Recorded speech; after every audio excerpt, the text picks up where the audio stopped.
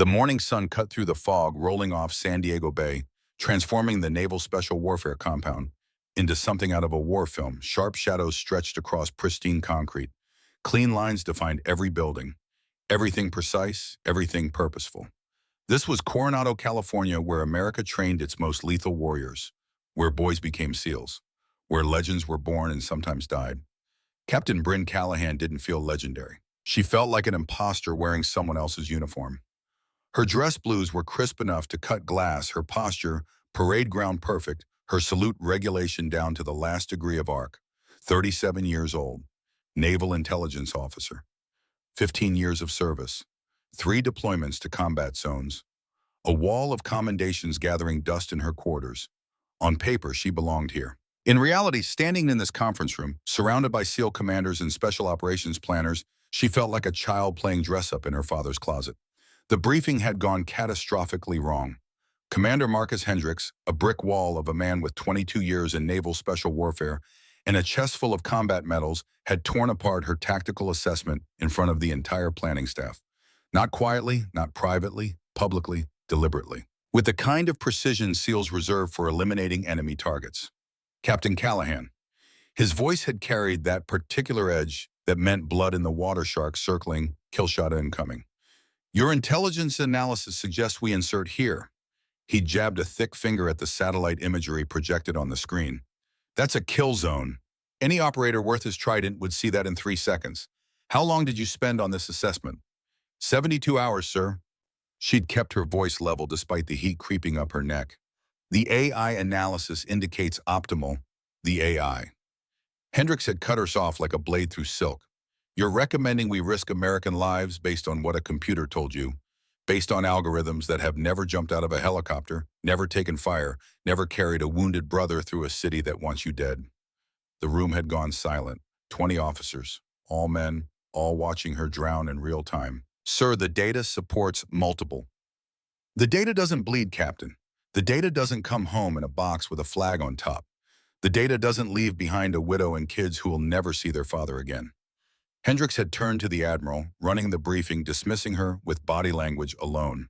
Sir, I recommend we table this assessment and bring in someone with actual operational experience. Someone who understands how warriors fight instead of how computers calculate. Someone with actual operational experience. The words had landed like a blade between her ribs, precise and deadly. She'd stood there, face burning, while the Admiral nodded, while they moved on to the next item. While she became invisible. Again, just another staff officer who didn't understand the real work. Another outsider trying to tell warriors how to fight. Another woman in a space that still questioned whether she belonged. Now, 3 hours later, she walked toward the SEAL dining facility with her jaw clenched so tight her teeth ached. Her shoulders were rigid with tension. Her hands had curled into fists inside her pockets. The galley wasn't just a cafeteria. Everyone knew that. It was sacred ground, a temple to a warrior culture that predated most religions. The walls held decades of SEAL history unit insignias from teams that had operated in jungles and deserts and mountains across 6 continents. Mission patches from operations that would never be declassified, that officially never happened, that saved lives or prevented disasters the public would never know about. Photographs of young men in combat gear, forever 23, forever smiling, forever watching over those who still served. Their eyes followed you, judged you, asked the silent question, have you earned the right to be here? This was a sanctuary, a place where operators could eat in peace surrounded by their own kind. No civilians, no outsiders, no one who hadn't earned the right to breathe this air. Bryn pushed through the door anyway. She needed coffee. She needed quiet. She needed 5 minutes where no one was questioning her competence or her right to wear this uniform or her ability to do the job she'd trained 15 years to perform. The dining facility was half full, maybe 30 people scattered across tables. Afternoon shift. SEALs in various stages of training and operational duty grabbed lunch between briefs and range time and the endless physical conditioning that kept them sharp. The conversation was that particular blend of military banter, technical talk about weapons and tactics mixed with dark humor that came from seeing too much surviving, too much carrying too much. Bryn moved toward the coffee station, deliberately not making eye contact, trying to be invisible, trying not to exist in a space where her presence felt like an intrusion. That's when she saw him, An old man sat alone at a corner table near the tall windows, where November sunlight streamed across weathered features carved by time and violence, and years beyond counting. 80-something, maybe more. Thin gray hair combed neatly, but unable to hide the passage of decades. His face was deeply lined, each wrinkle a story, each scar a memory. The kind of face that had seen the world burn and kept going anyway. He wore a faded blue windbreaker that had seen better decades, probably better centuries. The fabric was thin at the elbows, worn smooth by friction and time. A navy anchor was embroidered on the chest, so faded it was barely visible, like a ghost of pride past. Beneath the jacket, a simple flannel shirt in muted earth tones. Faded jeans that had been washed 1,000 times. White sneakers scuffed at the toes, the kind you bought at discount stores because comfort mattered more than style. Both hands showing the unmistakable tremor of advanced age or old injuries, or both were wrapped around a bowl of soup. He ate with the serene patience of someone who had nowhere else to be and nothing to prove to anyone. Each spoonful deliberate, each movement measured, like he had all the time in the world. Bryn stopped mid-stride, her combat-trained mind immediately shifting into assessment mode. First impression, someone's grandfather brought on base for a family visit who'd taken a wrong turn and wandered into the wrong building. It happened occasionally, despite the security. Confused family members during base tours. Wrong hallways. Ending up in restricted spaces they weren't supposed to see. Usually harmless, quickly resolved with a polite escort back to authorized areas. But something bothered her. The door was clearly marked. Authorized personnel only. NSWG Naval Special Warfare Group. You didn't accidentally wander here. You had to pass through security checkpoints with armed guards. Show identification to people trained to spot discrepancies. Deliberately seek this place out. Post 9/11 security wasn't negotiable. It was paramount. One breach could compromise missions, endanger lives, destroy months of operational planning, cost American lives. Bryn felt her jaw tighten, felt that same frustration from this morning crystallize into something she could actually control. After being humiliated in front of 20 officers, after having her expertise questioned and her competence dismissed, here was something clear. Something regulation. Something she could handle by the book. A security violation she could address. A problem she could solve. She approached the table with purposeful strides, her shoes clicking against the tile floor with military precision. The old man didn't look up, didn't acknowledge her approach, just continued eating his soup with slow, methodical movements, his shaking hands somehow steady enough to complete the simple task of bringing spoon to mouth. "Excuse me, sir." Her voice carried that professional firmness she'd cultivated over 15 years, the tone that said she knew the regulations and intended to enforce them. "This galley is for operators only. Are you authorized to be here?" The old man paused, spoon halfway to his mouth, soup steaming in the afternoon light. He looked up. His eyes were the color of winter sky, that particular shade of blue-gray that came from staring into too many storms. They seemed to absorb everything and reveal nothing. Eyes that had seen things, done things, experienced things beyond normal comprehension. But in that moment, they showed only mild curiosity, like a scientist observing an interesting specimen. "I'm having lunch," he said quietly. His voice was rough, textured like old leather, left too long in harsh conditions. There was a rasp to it, a gravelly quality, as if years of breathing dust and smoke and cordite had worn away youthful smoothness. But beneath the roughness, there was something else. Authority, maybe, or certainty. The voice of someone who'd given orders in places most people would never see. "I understand that, sir." Bryn kept her tone professional but firm, the way they'd taught her at the academy. Polite but unyielding. "But this facility is restricted. Active duty and authorized personnel only. Do you have clearance to be here?" "I have soup." The old man gestured at his bowl with a slight movement of his head. A simple statement delivered without irony or challenge. Just fact presented as if it explained everything. Bryn felt irritation flash through her like electricity, hot and immediate. Her morning had been a series of frustrating disasters. Budget battles in earlier meetings, manning shortages she couldn't solve, political interference in operational decisions, and then Hendricks systematically dismantling her work in front of everyone who mattered.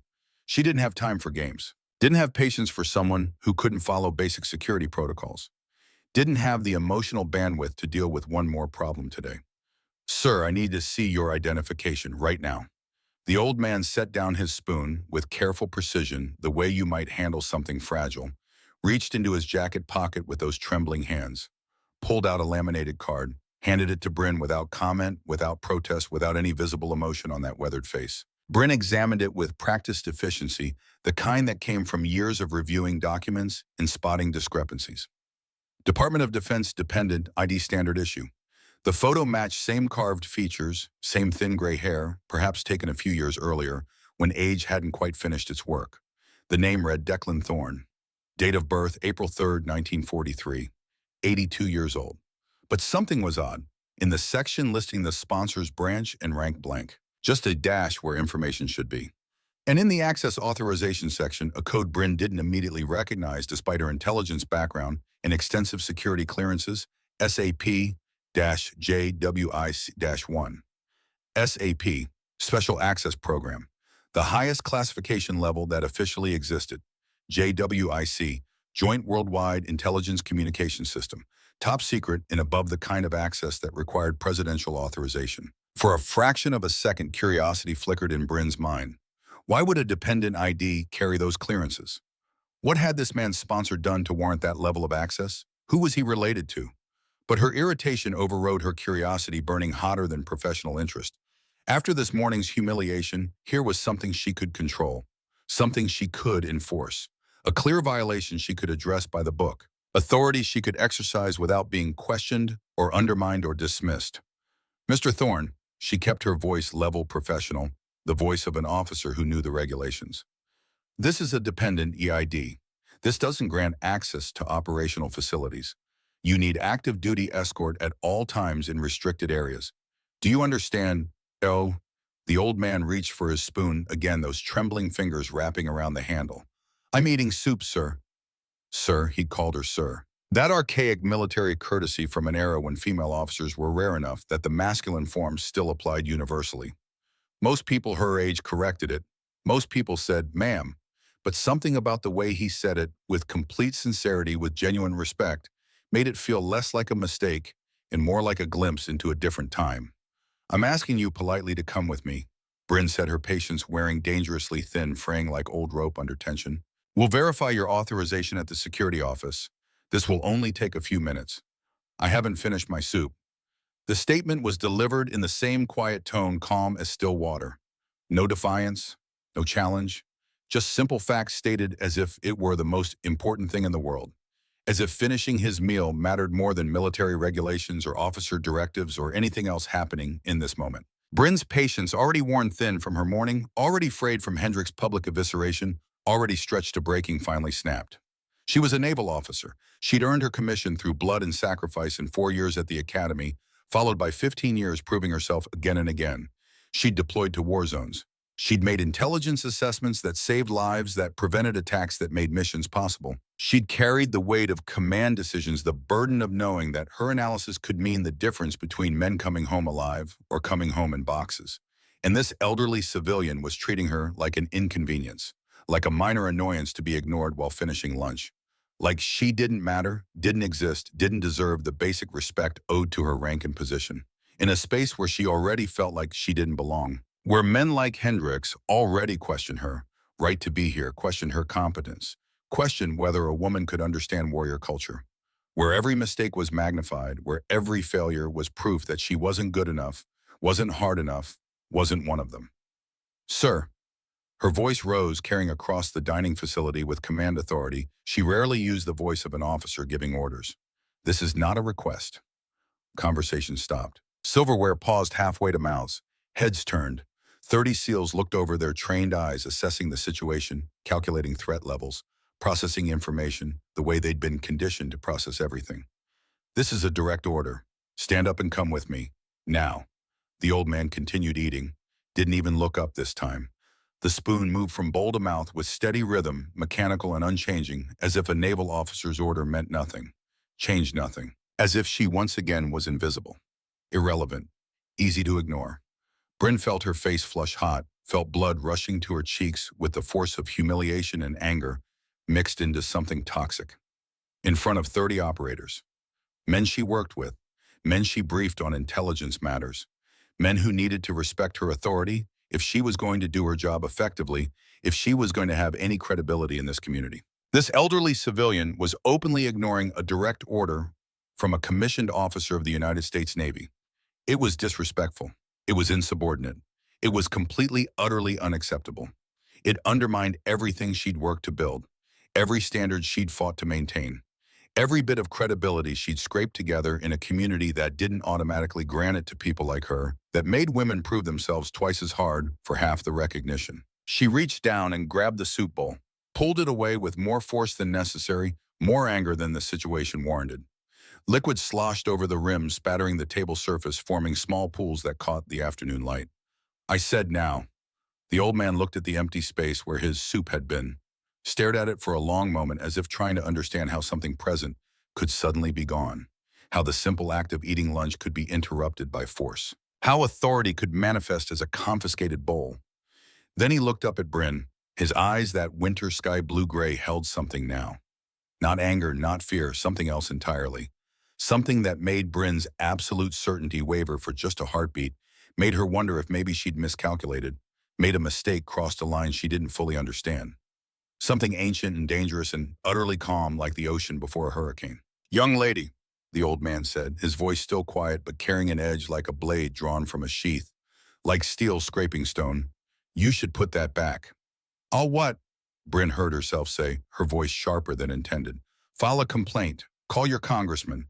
Write a letter." She set the bowl down on the next table, hard enough to make it ring against the surface, hard enough that more soup sloshed out. "Sir, you are trespassing in a restricted military facility. You are refusing lawful orders from a superior officer. I could have the master-at-arms arrest you right now for unauthorized access. I could have you detained. I could have you barred from this base permanently." "You could," the old man agreed, his tone unchanged, no challenge in his voice. Just acknowledgement of fact, of possibility, of the authority she wielded. "That's within your power. Then stand up, last chance. Come with me to security. We'll sort this out and you can go home to your family." The old man stood slowly. His movements were stiff, painful. The movements of someone whose body had been broken and repaired so many times, nothing worked quite right anymore. Joints that had been shattered, bones that had healed crooked, muscles that had been torn and scarred over. He rose like a man climbing out of a grave, fighting gravity and time and accumulated damage with every inch gained. He was shorter than Bryn expected, maybe 5'9", with the stoop of age, with the compression of decades bearing down on his spine. Thin to the point of frail, his frame barely filling out the faded windbreaker. The kind of elderly man you'd see at a grocery store, moving carefully through aisles, representing no threat to anyone, easily overlooked, easily dismissed. Except his eyes. Those winter storm eyes held something that didn't match the frail body, something that whispered of danger, of capability long dormant but not forgotten, of violence restrained but not eliminated, like a weapon rusting in a museum, old worn but still deadly if you knew how to use it.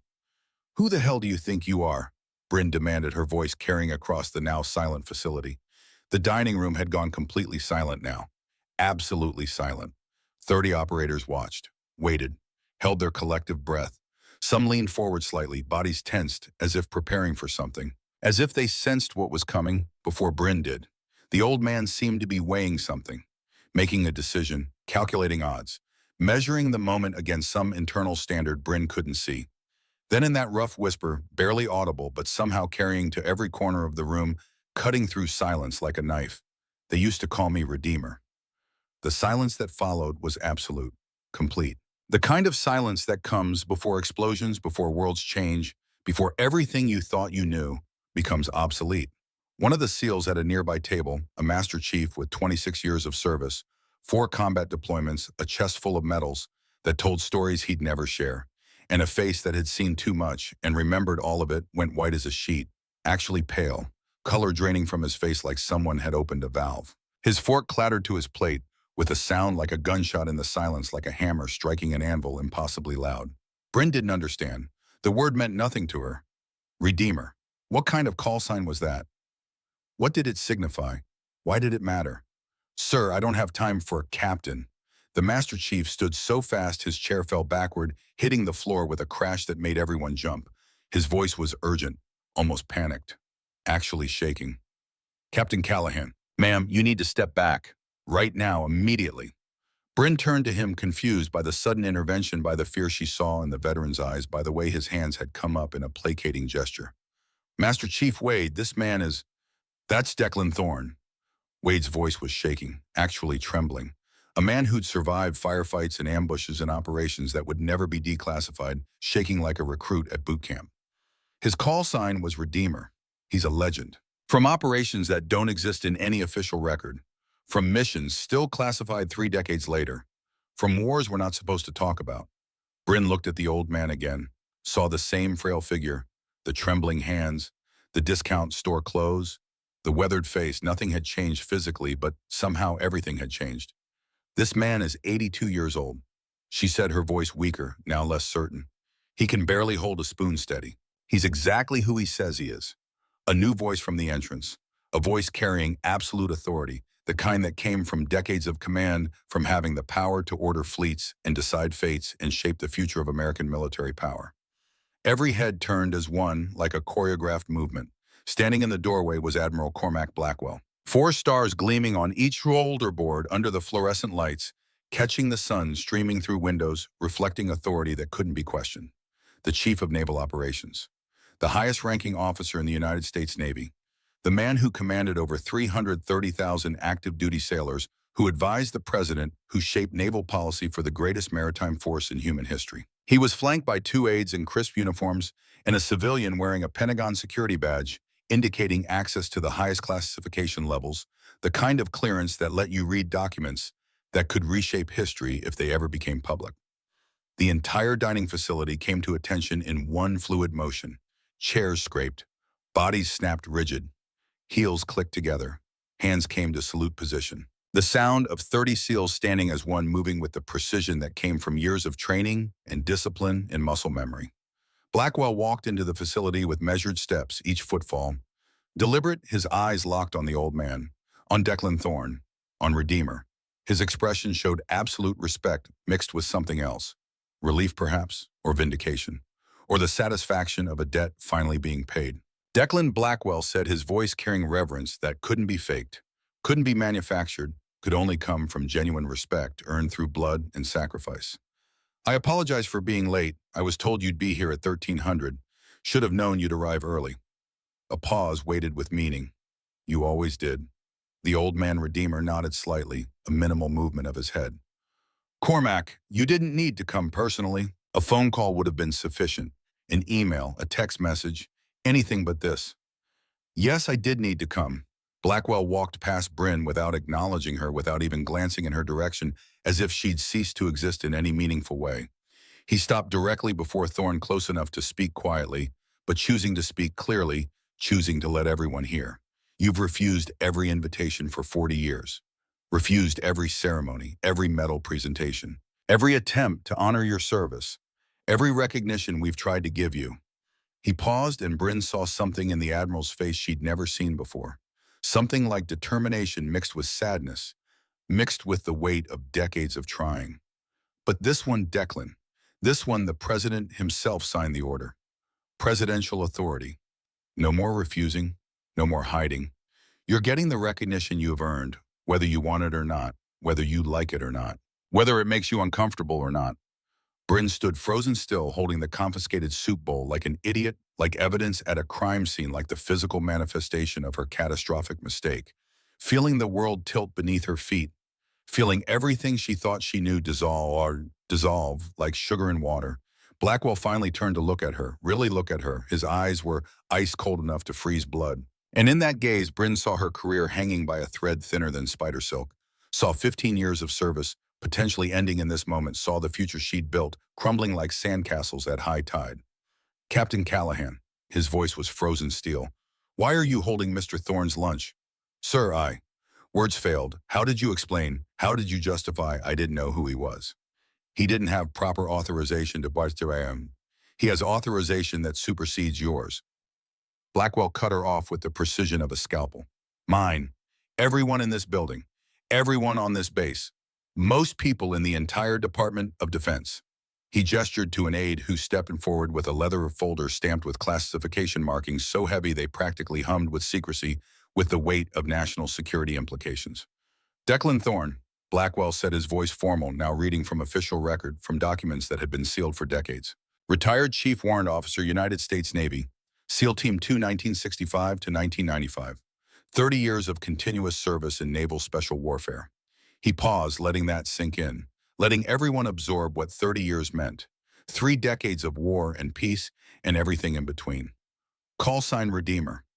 Blackwell opened the folder with reverent care like handling scripture. His hands were steady, but his voice carried barely contained emotion, the kind that came from reading about heroes you'd never expected to meet, men you thought were myths until they stood before you in fated windbreakers.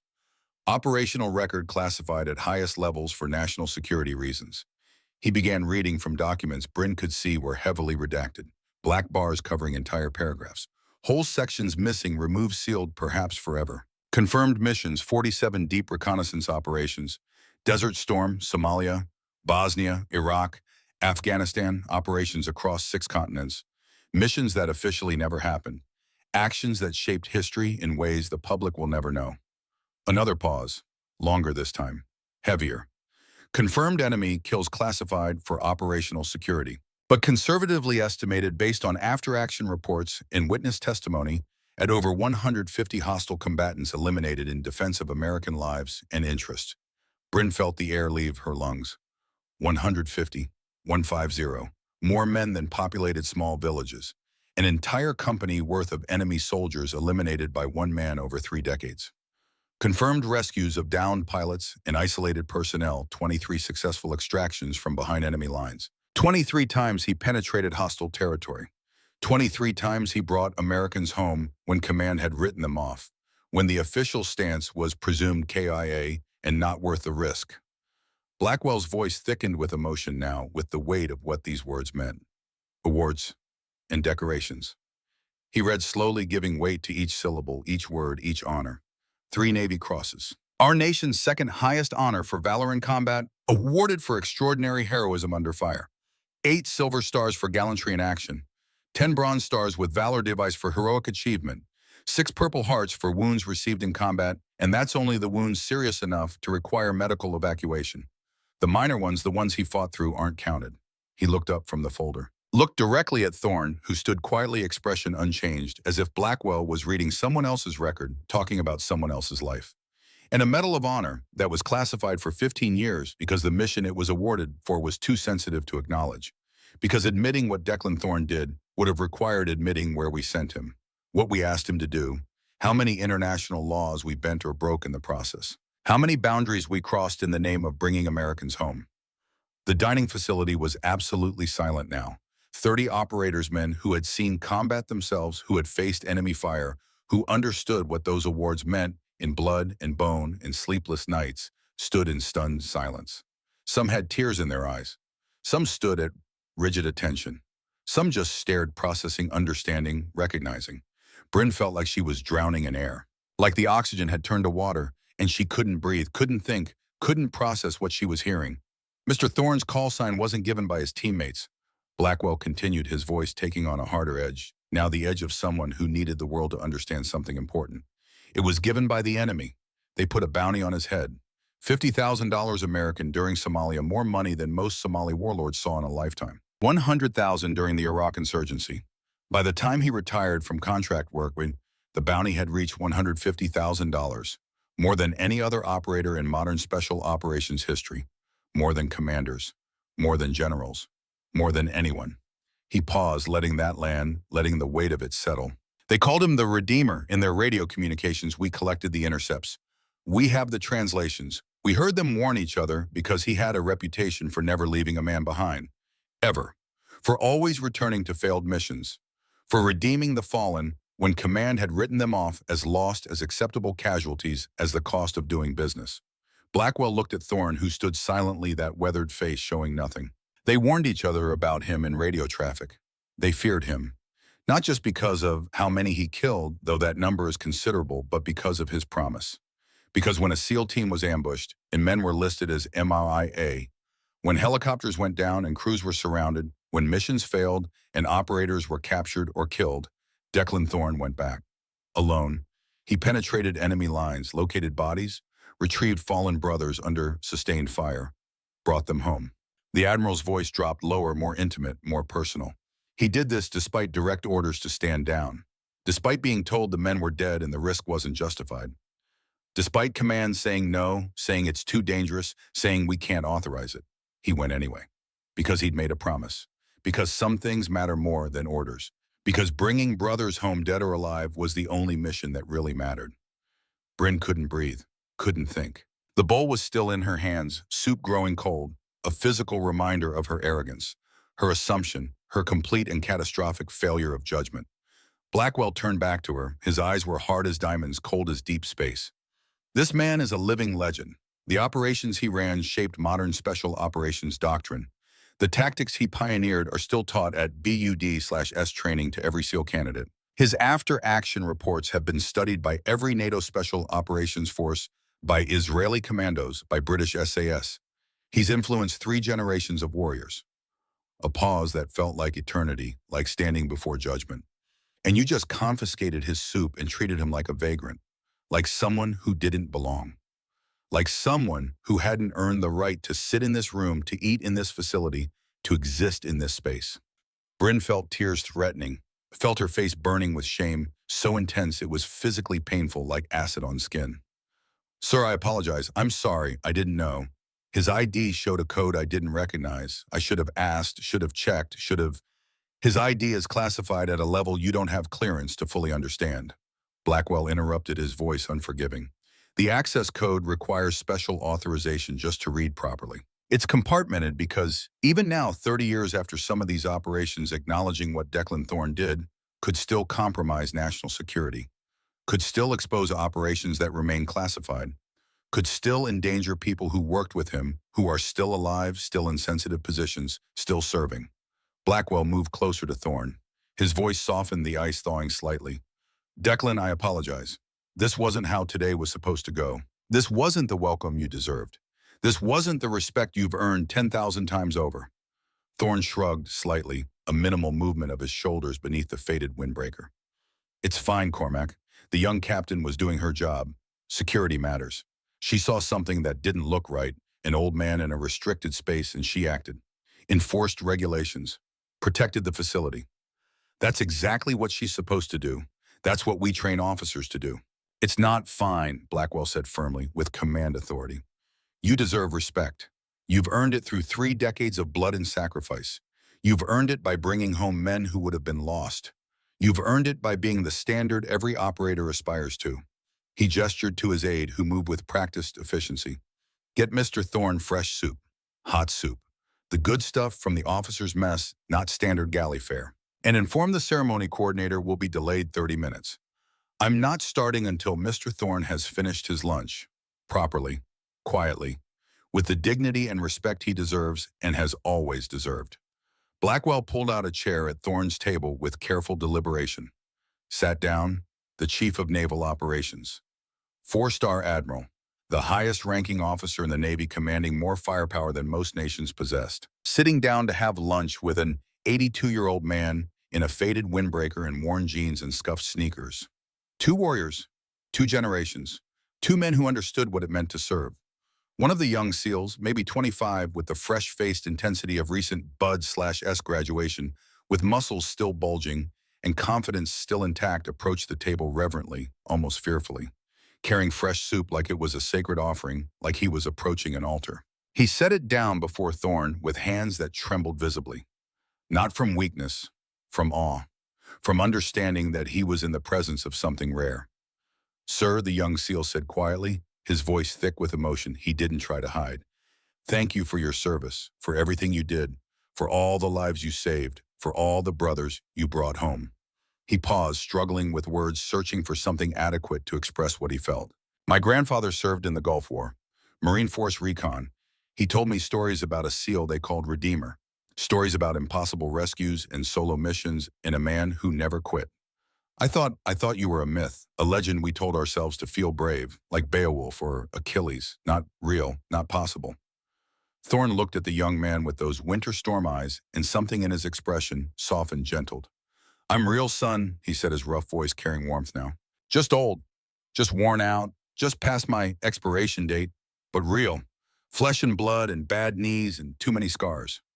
He picked up his spoon with those trembling hands, those hands that had killed over 100 men and saved 23 Americans. Thank you for your service. Stay safe out there. Watch your six. Trust your training. Trust your brothers. And most importantly, a pause waited with meaning. Bring your brothers home, no matter what. Dead or alive, they come home. That's the only promise that matters. That's the only mission that counts. Everything else is just details. Yes, sir, the young SEAL said, his voice breaking slightly. I will, sir. I promise. He stepped back, returned to his table, sat down heavily like someone who'd just met God and wasn't sure how to process the experience. Bryn still stood there, frozen in place like a statue, like someone had cast her in bronze. The confiscated soup bowl still in her hands, growing cold, a physical reminder of her catastrophic mistake, of her arrogance, of her assumption that age and appearance told the whole story, of her complete failure of judgment and humility. Wade, the Master Chief, who'd tried to warn her, who'd recognized the name when she hadn't, approached slowly, stood at attention out of respect, though technically they were the same pay grade. Ma'am, he said quietly for her ears, only his voice gentle in a way that made her want to cry. You couldn't have known. The Admiral's right, you were doing your job, protecting the facility, enforcing security. That's exactly what good officers do. I humiliated him, Bryn whispered, her voice barely audible, cracking with shame. In front of everyone, in front of his brothers. I took his soup and treated him like he was nothing. No, ma'am. Wade's voice was gentle but firm, carrying hard truth wrapped in kindness. You humiliated yourself. There's a difference, one you can learn from, one that can make you better if you let it. He glanced at Thorne, who was eating his soup quietly, while Blackwell sat across from him, the two old warriors sharing a moment of peace in the chaos of modern military life. That man right there, Wade said softly with reverence. He's why most of us join. Why we push through Hell Week when every part of our body is screaming to quit. Why we take the oath seriously. Why we believe in something bigger than ourselves. Wade looked back at Bryn, and his eyes held understanding, not judgment. You just got the most valuable lesson of your career, Captain. The kind of lesson they can't teach at the academy. The kind that only comes from making mistakes in front of people who matter. Don't waste it. Don't let pride make it meaningless. Learn. Grow. Become better. He walked away, leaving Bryn standing alone in the middle of the dining facility, holding a bowl of cold soup, watching a legend eat lunch. And for the first time in 15 years of service, for the first time since she'd raised her right hand and sworn an oath to support and defend, she understood absolutely nothing about the world she thought she knew. Everything had changed. Everything. Blackwell sat across from Thorne, steam rising from the fresh bowl of soup between them, like incense in a temple. The Admiral's 4 stars caught the afternoon light streaming through windows, but in this moment they meant nothing, just metal, just decoration, 2 old warriors sharing a meal, 2 men who'd seen the world burn and kept fighting anyway. That was all that mattered. In 30 minutes, Blackwell said, his voice carrying to every corner of the now silent dining facility without needing amplification. We're holding a ceremony in the auditorium. 300 personnel will attend. Officers, operators, support staff, people who need to understand what real service looks like. He paused, looking around the room at the young faces watching, absorbing, learning. The president authorized declassification of certain aspects of Mr. Thorne's service record. Not all of it. Some operations will remain sealed for decades more, maybe forever. But enough. Enough so the special operations community can finally understand who he was, what he did, why it mattered, why he earned the call sign Redeemer. Bryn stood frozen at the edge of the room, the cold soup bowl finally set down on a nearby table, her hands empty but still feeling the weight of it. Every eye in the room had been on Blackwell and Thorne, but now some shifted to her, judging, questioning, wondering why she was still here, why she hadn't fled, why she was subjecting herself to this public lesson. Declan is being awarded the Navy Cross today, Blackwell continued, his voice steady but emotional. Not his 4th one, but a public presentation of all 3 that were classified for decades. Awards given in secret ceremonies in classified facilities, witnessed by people who couldn't talk about what they'd seen. He paused, and the weight of those words settled over the room like snow. He's being awarded the Defense Superior Service Medal for his work training the next generation. For 10 years of voluntary service as a BUD/S instructor when he could have retired to a quiet life. For making every SEAL since 2005 better than they would have been without him. Another pause, heavier now. And most importantly, he's being publicly presented with the Medal of Honor he received in secret in 2009. The nation's highest military decoration, an honor fewer than 3,500 Americans have received since the Civil War. An award that was classified for 15 years because the mission was too sensitive, too controversial, too revealing of where we operated and how we fought.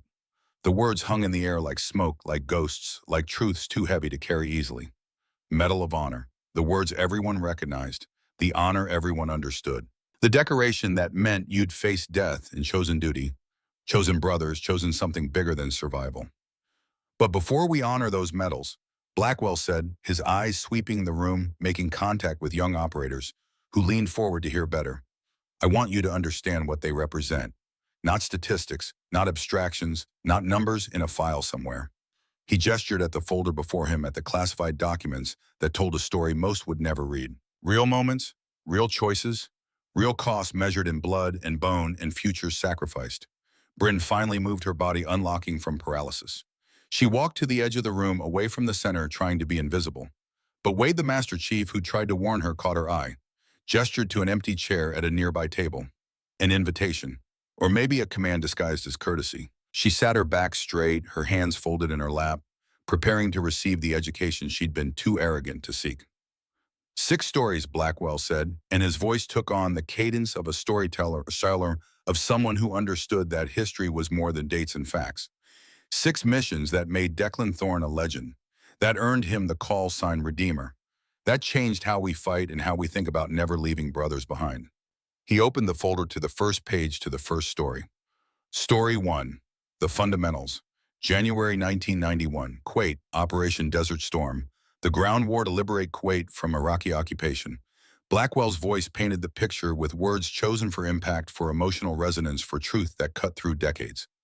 Chief Petty Officer Declan Thorne, age 48, SEAL Team 2 attached to Marine reconnaissance units as a sniper element. His mission: provide overwatch for a Marine rifle platoon clearing Iraqi defensive bunkers along the Saudi-Kuwaiti border. Bryn could visualize it now, her intelligence training kicking in.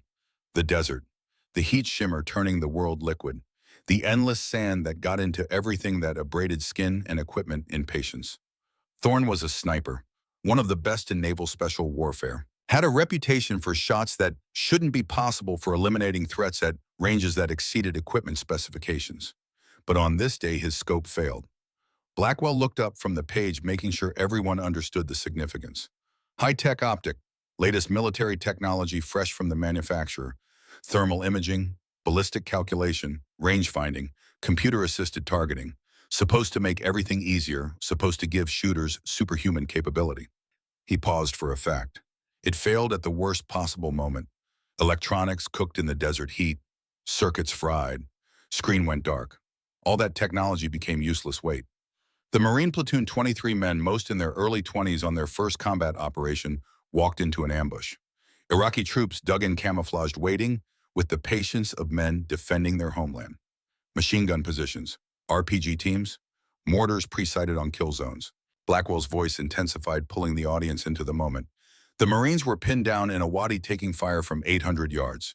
Their radio operator was hit in the first 30 seconds, shoulder shattered, radio destroyed. They couldn't call for air support, couldn't request artillery, couldn't retreat without taking casualties.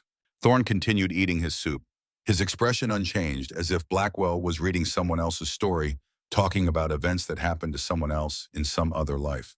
Thorne had one option: iron sights, the backup system every operator trains with but hopes never to use. Because at 800 yards with iron sights, you're not calculating windage and bullet drop with a computer. You're feeling it, reading wind from the way sand moves, judging distance by experience, trusting fundamentals learned through 10,000 repetitions. Blackwell's voice dropped, became more intimate. Thorne took the first shot. One Iraqi gunner eliminated, then another shot, another kill, then 5 more in rapid succession. 7 Iraqi soldiers, 7 confirmed kills, each shot over 800 yards, with iron sights, in desert wind that shifted every few seconds, under return fire that kicked up sand around his position. A pause to let that sink in, to let people understand what 800 yards meant, what iron sights meant, what doing it 7 times under fire meant. The platoon extracted under cover of his fire. All 23 Marines survived, because a 48-year-old SEAL remembered his fundamentals when his technology failed, because he'd trained so hard on the basics that advanced systems became optional instead of essential. Bryn felt something shift in her chest, felt the memory of this morning's briefing take on new meaning. Hendricks had mocked her reliance on AI analysis, on computer models, on data processed by algorithms, on technology doing the thinking. She'd built her entire career on being smarter than the operators who didn't understand intelligence work, on proving that analysis and information and processed data could save lives without anyone ever firing a shot, on demonstrating that the future of warfare was digital, not physical. But Thorne had saved 23 lives because he knew how to fight when the technology died, because he'd mastered fundamentals so thoroughly that losing his scope was an inconvenience, not a catastrophe. Blackwell looked directly at Bryn, now his gaze heavy with meaning. What this teaches us is that technology serves the warrior, never the other way around. Master the fundamentals first. Win reading range estimation, breath control, trigger discipline. Master them so completely they become instinct. Then add technology as a force multiplier. But never ever let technology replace fundamentals, because technology fails. Batteries die, circuits fry, software crashes, but fundamentals never fail. Story 1. Truth 1. Bryn felt like she was back at the Naval Academy taking notes in a classroom, learning something she should have understood years ago. Patience under fire. Story 2, Blackwell said, turning the page in his folder. October 1993, Mogadishu, Somalia, the day after the Battle of Mogadishu.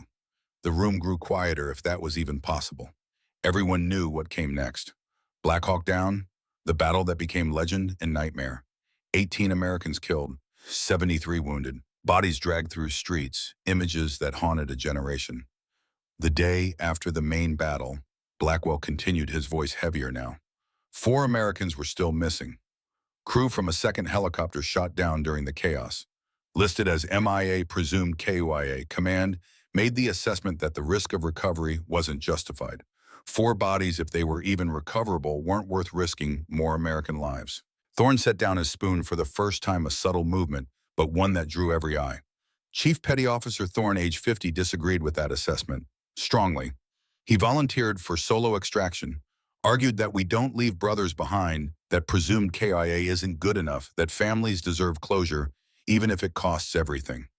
Blackwell's voice tightened with emotion. He penetrated Mogadishu alone, through enemy-controlled territory, through streets where every window could hide a shooter, through a city that wanted Americans dead.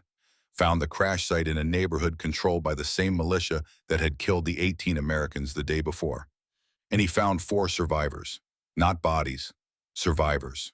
2 pilots, 2 crew chiefs, injured, badly broken bones, gunshot wounds, severe dehydration, surrounded by militia forces. No way to extract them without air support, and no air support was coming because command had already written them off.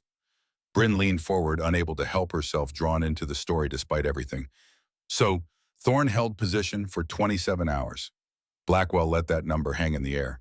27 hours, lone, surrounded by hundreds of hostile fighters, in one of the most dangerous cities on Earth, with limited ammunition, limited water, limited everything except determination.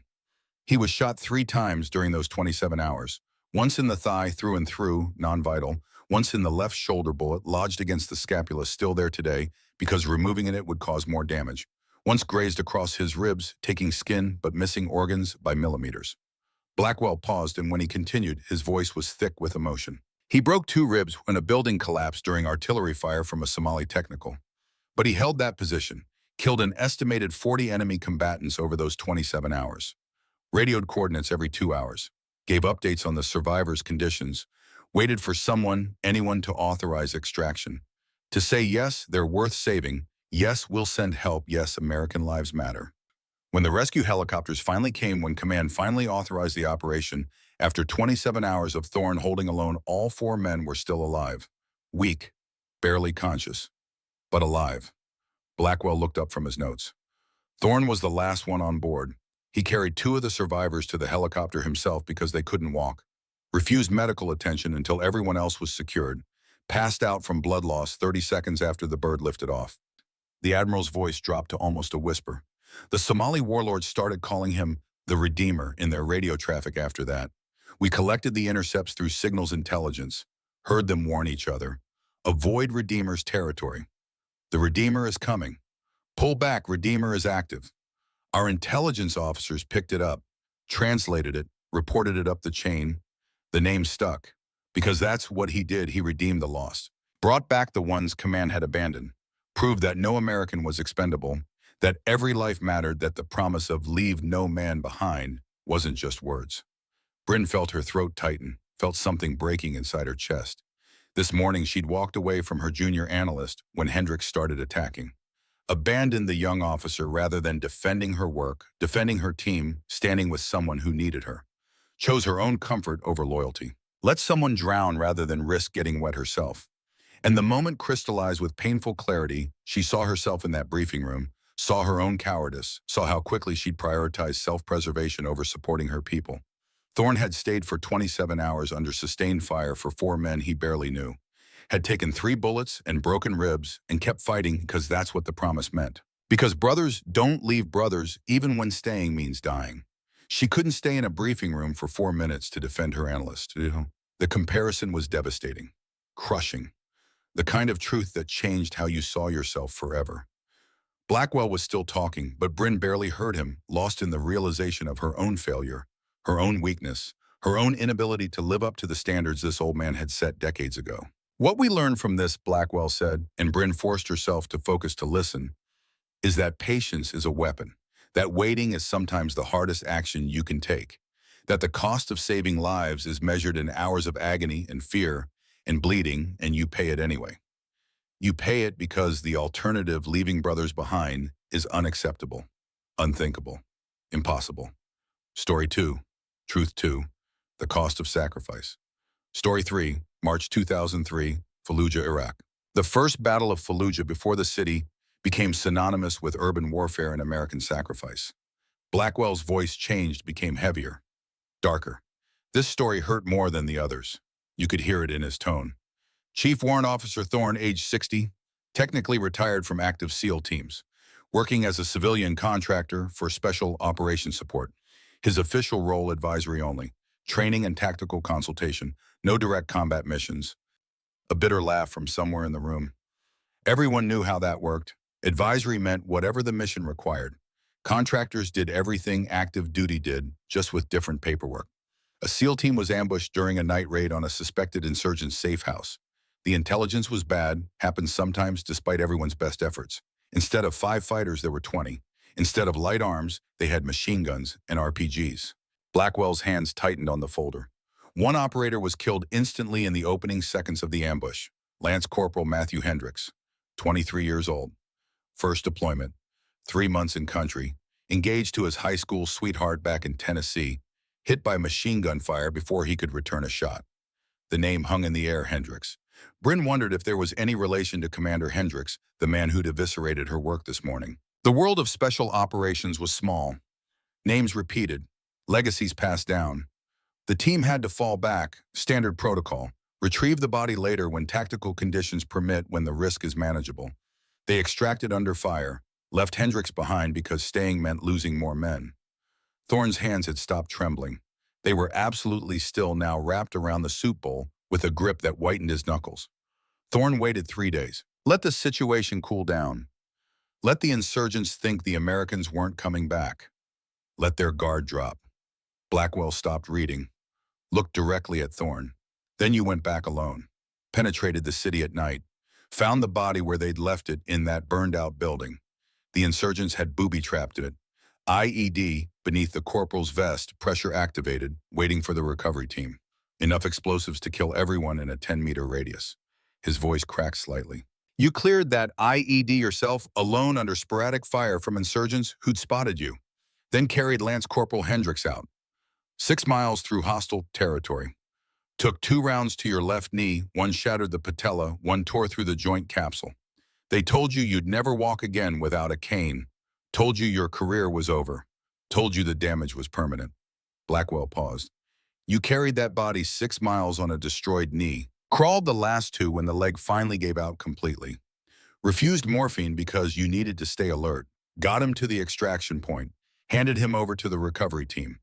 Then Thorne spoke, his voice rough but clear, cutting through the silence. His mother deserved to bury her son. 5 words. That was all. No elaboration. No justification. No explanation beyond that simple truth. His mother deserved to bury her son. Blackwell nodded slowly, understanding, passing between 2 men who'd both lost people, Both made impossible choices. Both carried weights no one else could see. From that day forward, the Admiral said quietly, Declan made a promise. No one gets left behind. Ever. Dead or alive, they come home. That's when the call sign Redeemer became more than a name. It became a guarantee, a covenant, a sacred promise that every operator who worked with him understood. Bryn felt tears burning behind her eyes, hot and shameful. 2 years ago, she'd lost a junior intelligence officer. Petty Officer Sarah Chen. Not to combat, to suicide. The young woman had been struggling PTSD from her deployment depression. She'd hidden pain she'd carried alone. Bryn had been too busy with her own career advancement to notice. Too focused on the next promotion, the next assignment, the next rung on the ladder. She'd seen the signs, the missed meetings, the declining performance, the withdrawal from social activities. But she'd categorized it as a performance problem, not a cry for help. Had documented it for Chen's record instead of addressing it as a human being in crisis. Chen had killed herself on a Tuesday night. Bryn had found out Wednesday morning via email, official notification, impersonal, clinical. She'd never processed it, never forgiven herself, never learned from it, just buried it under work and ambition and the relentless forward motion of a career that demanded everything and gave nothing back. Thorne had destroyed his knee, ended his ability to walk without pain, sacrificed his physical capability, forever retrieving a fallen soldier because a mother deserved closure. Bryn hadn't even visited Chen's family, hadn't gone to the funeral, hadn't done anything except sign paperwork and move on. The comparison was unbearable. What this reveals, Blackwell said softly, is that leadership has a cost, real cost, measured in bone and blood and futures you sacrifice, measured in knees that never heal and pain that never stops and capabilities you lose forever. And you pay it anyway. You pay it because some things matter more than walking without pain.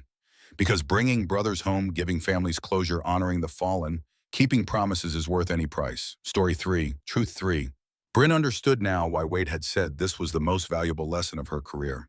Why standing here absorbing this education was more important than fleeing in shame. Teaching the next generation. Story 4, Blackwell said, and his voice lightened slightly like emerging from dark water into sunlight.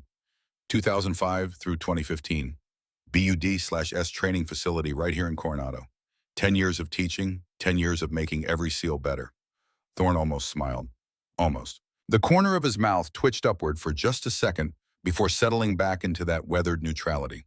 Chief Warrant Officer Thorne, aged 62 to 72, officially retired from all military service, receiving disability payments for the shattered knee, for the bullets still lodged in his body, for the accumulated damage of 3 decades in harm's way. Could have spent those years fishing, golfing, enjoying the retirement he'd earned 10 times over. Blackwell's smile was sharp, knowing. Instead, he volunteered as a BUD/S instructor, specifically requested Hell Week duty, the Crucible. 5.5 days of constant physical training, 4 hours of total sleep across the entire week. The evolution that breaks 60% of candidates. The filter that separates those who want it from those who need it. Murmurs rippled through the room. Hell Week, every SEAL's defining memory. The week that proved you could do impossible things, that your body could go further than your mind believed, that quitting was a choice you didn't have to make. The young candidates, 22, 23 years old, physically perfect, full of confidence. They saw this old man with a limp, white hair, age spots, hands that shook when he wasn't concentrating. They mocked him, called him grandpa, asked why he wasn't home watching TV and collecting Social Security. Blackwell's smile grew sharper. Then training started, and the 70-year-old man with the destroyed knee outswam them, outlasted them in the cold water that makes strong men cry, held plank position longer than candidates 40 years younger, ran further, pushed harder, never quit, never slowed, never gave them the satisfaction of seeing him break. One of the young SEALs in the room laughed, not mockery, but recognition, the laugh of someone who'd lived it. I had him, but yeah, the SEAL said, his voice carrying clearly. 2014. I was 23, he was 71. Me and my boat crew, we talked shit about the old man who couldn't hold a rifle steady. Said he was too old to teach us anything. Said he didn't understand modern warfare. The young operator's voice grew quiet, respectful. Second day of Hell Week, we're doing log PT, 220 pounds of telephone poles, 6 man-hours of overhead presses and squats and runs. We're dying, shaking, ready to quit. He paused. Thorne stood next to us, held a plank position for 45 minutes while we did our log evolution. Never shook, never wavered, just held it staring at us, demonstrating what real strength looked like. When we finished, he stood up, no tremor, no strain, and said, "Mastery compounds, gentlemen. Every rep matters. I've done 10 million more than you. That's not age. That's accumulated capability." The SEAL looked at Thorne with something like reverence. Changed how I thought about training, about experience, about what veterans have to teach us. I'm a better operator because that old man refused to let me be comfortable in my ignorance. Blackwell nodded, vindicated. 147 students graduated BUD/S under Thorne's instruction. 147 SEALs currently in active service learned from him. That age is just accumulated expertise. That experience isn't weakness, it's compressed time. That fundamentals taught by someone who's lived them for decades are worth more than any new technique or tactical fad. He looked around the room. How many of you trained under Chief Thorne? Raise your hands. 11 hands went up. 11 operators ranging from their 20s to their 40s scattered across the dining facility. 11 men who'd been shaped by this legend. "Keep them up," Blackwell said. Then to the room, "These men are statistically better operators than their peers. Lower injury rates, higher mission success rates, better leadership scores. We've studied it. The data is clear. Thorne-trained SEALs perform better across every metric we measure." He paused for effect. Because he didn't just teach tactics. He taught mindset. He taught that mastery comes from repetition, from doing the basics 10,000 times until they become instinct. He taught that new isn't always better, that sometimes the old ways work precisely because they've been tested for decades. He taught humility and patience, and the understanding that you never stop learning, never stop improving, never stop becoming better. Bryn thought about her dismissal of the veteran intelligence analysts, the older officers with decades of experience who she'd written off as outdated, as relics of a previous era, as obstacles to modernization and progress. How many lessons had she missed because she assumed youth meant innovation and age meant obsolescence? How much wisdom had she rejected because it came from people who didn't speak the language of AI and algorithms and digital warfare? How much had her arrogance cost her team, cost her missions, cost her own development as an officer and a leader? The truth here, Blackwell said, varying his phrasing, avoiding the repetitive structure, is that teaching is how legends become immortal. That passing knowledge matters more than personal glory.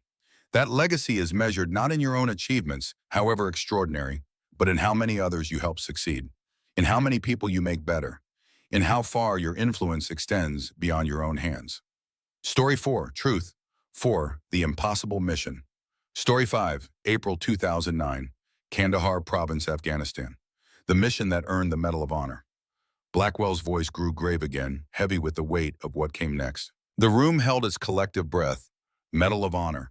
The words everyone recognized.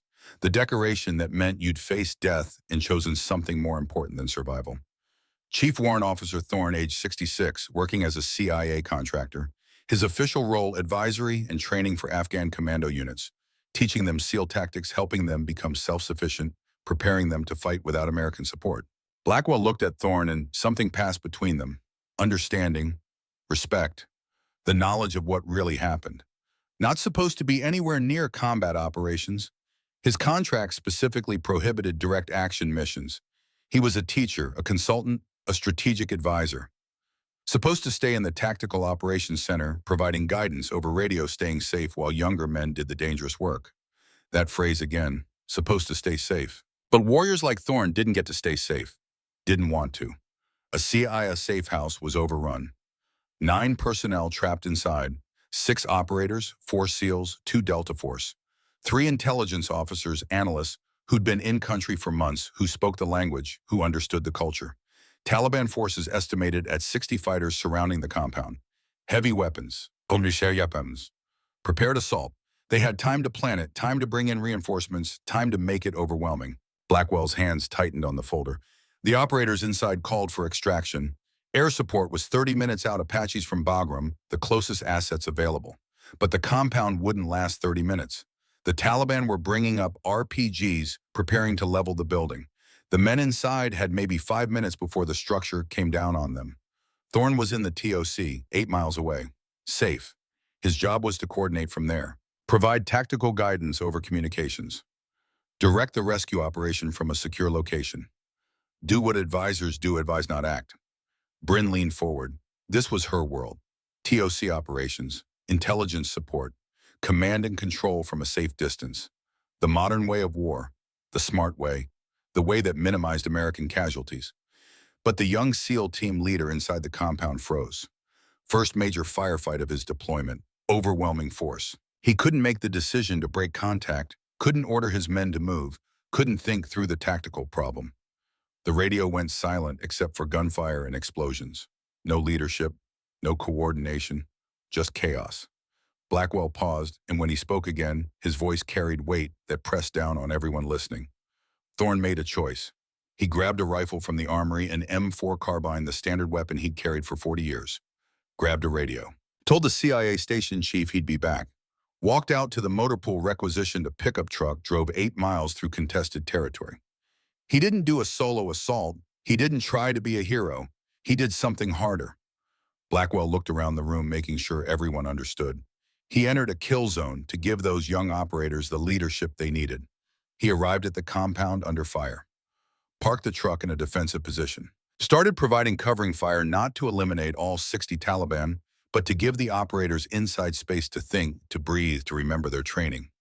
He took tactical command, called targets over the radio, directed defensive fire, told the frozen team leader exactly what to do step by step calmly like they were on a training range instead of dying in Afghanistan. Thorne's voice quiet but clear. They just needed someone to tell them they could do it. Someone to believe in them when they didn't believe in themselves. Blackwell nodded. For 23 minutes, Thorne provided covering fire and tactical direction. He was shot twice, once in the left forearm, through and through, kept fighting. Once in the right side, bullet lodged against a rib, still there today. Took shrapnel from an RPG that landed 10 meters away, peppered his back and legs with fragments, some still embedded. But he held that position, kept talking on the radio, kept the young team leader focused, kept the operators fighting smart instead of panicking. And when the Apache gunships finally arrived, when air support showed up and the Taliban broke contact, all 9 Americans were alive. Blackwell's voice dropped. Thorne was the last one in the extraction vehicle. Again, had to be physically carried, because his legs wouldn't work anymore, because the bullet in his side had done more damage than he'd realized, because adrenaline was the only thing keeping him conscious. First words to the medic after they'd loaded everyone else. Did my boys make it? Are they all here? Did everyone come home? The Admiral closed that section of the folder with careful reverence. The Medal of Honor citation is still partially classified. The mission revealed CIA presence in an area we weren't officially operating, acknowledged tactical decisions that bent or broke several international agreements, exposed methods and procedures that remain sensitive even now. But the parts we can share say that Chief Warrant Officer Declan Thorne demonstrated extraordinary heroism and selfless service, that he voluntarily placed himself in mortal danger to save 9 American lives, that he provided leadership under fire when leadership was the difference between survival and catastrophe, that he embodied every value this nation holds dear. Bryn felt something breaking inside her chest, something fundamental shifting in how she understood the world. This morning she'd led from behind a desk, from PowerPoint slides and data analysis and intelligence reports. She'd never put herself at risk, never made herself vulnerable, never stood with her team when it mattered. She'd thought that was strength, professional distance. How officers were supposed to operate. Thorne had shown her it was cowardice. Leadership wasn't a rank or a position or a set of PowerPoint slides. Leadership was being where your people needed you, even when it cost everything, especially when it cost everything. What this shows us, Blackwell said, his gaze finding Bryn across the room holding her eyes, is that leadership isn't about staying safe. It's not about minimizing risk or protecting yourself or making decisions from comfortable distances. Leadership is being where your people need you. It's providing what they need even when it means bleeding, even when it means dying, even when it means sacrificing everything you are for people you barely know. Story 5. Truth 5. The lesson hit Bryn like a physical blow, stealing her breath, making her chest tight. Legacy and wisdom. Story 6, Blackwell said, closing the classified folder and setting it aside. Today, right now, this moment, Thorne looked up from his soup, his winter storm eyes focusing on the Admiral. For 40 years, Blackwell said, his voice carrying to every corner of the silent facility, Declan refused every honor, every ceremony, every recognition.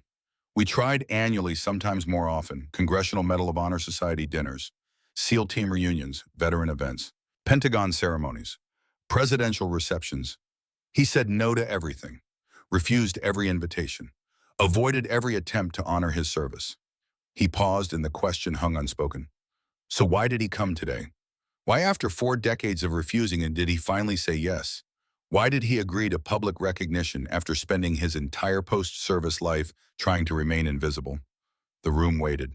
30 operators, one shamed captain, all holding their breath.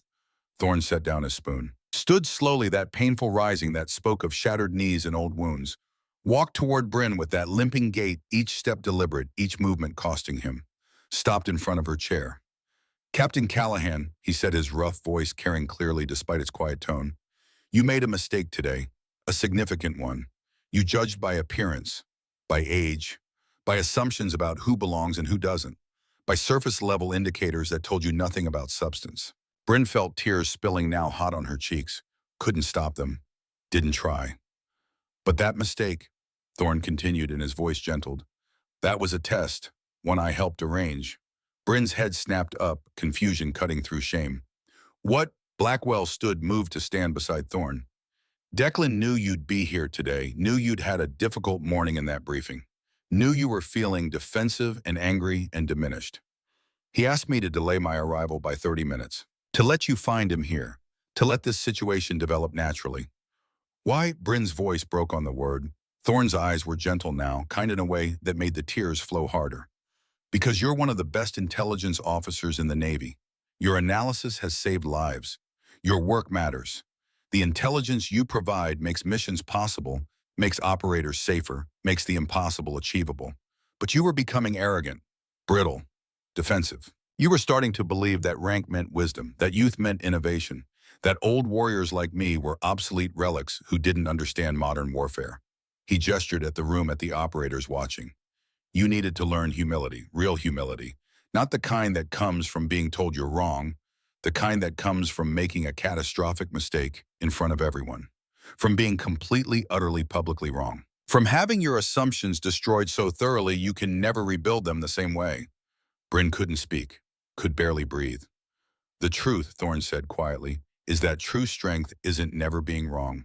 Any fool can be confident when they're right.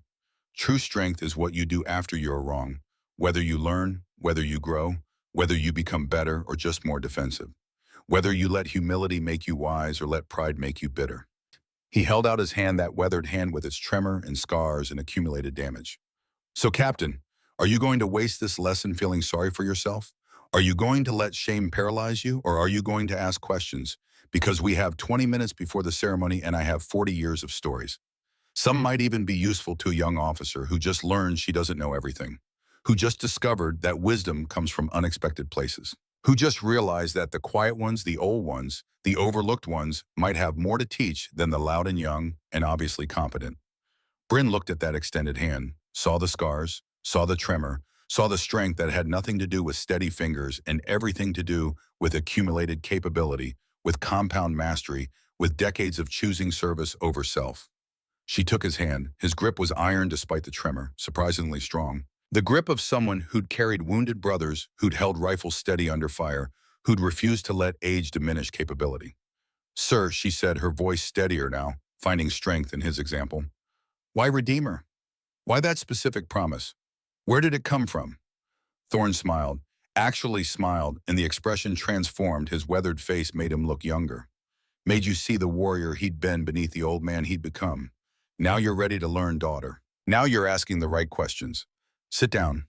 Let's talk. Story 6, Truth 6, the final lesson teaching requires humility from both teacher and student. Wisdom flows both ways. The best leaders never stop learning, never stop questioning, never stop seeking knowledge from unexpected sources. Rank doesn't confer wisdom. Age doesn't guarantee obsolescence. Every person you meet carries knowledge. You don't have experience. You haven't lived lessons you desperately need to learn. Bryn sat, and for the first time in her career, she listened. Really listened.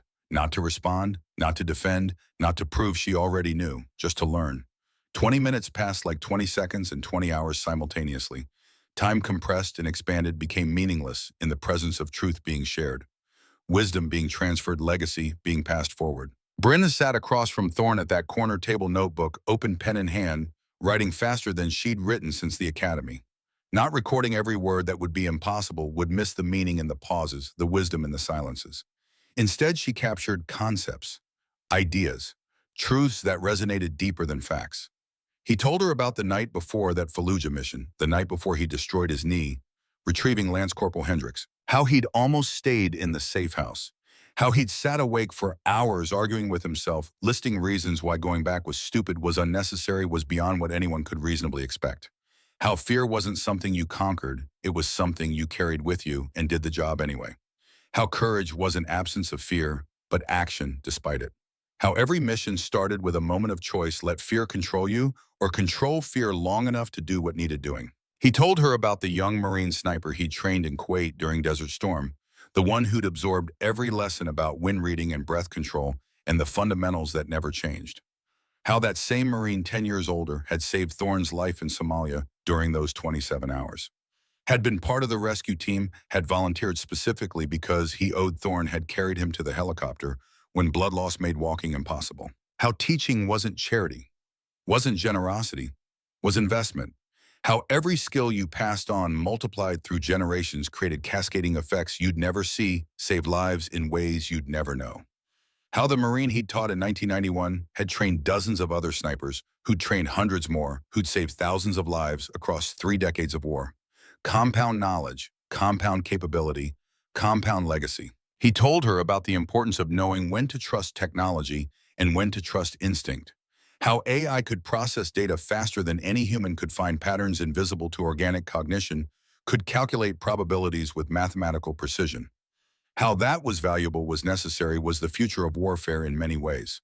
But AI couldn't understand sacrifice, couldn't calculate the value of bringing a fallen brother home, couldn't weigh the cost of leaving someone behind against the risk of going back, couldn't make moral decisions because it had no morality, only algorithms. Technology serves the warrior. The warrior decides, always. And he told her about failure, about the missions that went wrong, that cost lives, that haunted him still, about the operator he didn't reach in time in Bosnia, the one who died because Thorne made a tactical error, chose the wrong route, arrived 3 minutes too late, about carrying that guilt for 30 years, about seeing that young face in dreams, about knowing that your best effort wasn't good enough and having to live with that knowledge. You'll make more mistakes, daughter, Thorne said, his rough voice steady, his winter storm eyes holding hers without judgment. Bigger ones than today, probably. More consequential. Mistakes that cost more than embarrassment. The question isn't whether you fail. Everyone fails. Everyone makes catastrophic errors at some point. The question is whether you learn, whether you get humble or just bitter, whether failure makes you better or just harder, whether you let mistakes destroy you or teach you. Bryn wrote it all down, every concept, every truth, every lesson this legend was giving her freely, without resentment, without making her beg, without holding her earlier arrogance against her. Like a first-year midshipman taking notes from a master instructor. Like someone who'd finally realized how much she didn't know. Like a student ready to learn. Because that's exactly what this was. Education. The kind that mattered. The kind that changed you. Master Chief Wade appeared at Thorne's elbow, his approach respectful, his timing perfect. Sir, Admiral Blackwell says it's time. The auditorium is full, 300 personnel waiting. The ceremony needs to start. Thorne nodded slowly, stood with that painful rising, that vertical journey that spoke of shattered knees and old wounds that never quite healed properly, that reminded everyone watching what service cost, what sacrifice looked like when it accumulated over decades. Come on, Captain, he said to Bryn, his voice carrying gentle command. You're going to want to see this. You're going to want to understand what recognition looks like when it's been delayed for 40 years. When it's been earned 10,000 times over. When it finally happens despite every attempt to avoid it. The ceremony, the base auditorium, held 400 people and every seat was filled. SEAL operators in dress whites and desert camouflage, depending on their duty status and operational schedules. Marine Force recon officers wearing dress blues with chests full of medals. Air Force pararescue in their distinctive berets. CIA officers in civilian clothes with security badges clipped to their belts, present, but officially not present, acknowledged but never named. A dozen flag officers' stars gleaming on shoulder boards. Pentagon brass with faces Bryn recognized from briefings and news coverage. Even a senator from the Armed Services Committee there to witness history, to see a legend honored. The stage was simple, almost austere. American flag on one side standing tall and proud. Navy flag on the other, the anchor, an eagle, and ship, representing centuries of naval tradition. A podium in the center positioned for optimal sightlines. Behind it, a massive screen showing the SEAL trident, the eagle clutching an anchor, a trident, and a flintlock pistol. The symbol of naval special warfare, the icon that represented the deadliest warriors America produced. Bryn found herself walking down the center aisle with Thorne every eye in the auditorium, tracking their movement. She wanted to disappear, to be invisible, to escape the attention and judgment. After what happened in the dining facility, after her public humiliation and catastrophic error, she wanted to cease existing in any meaningful way.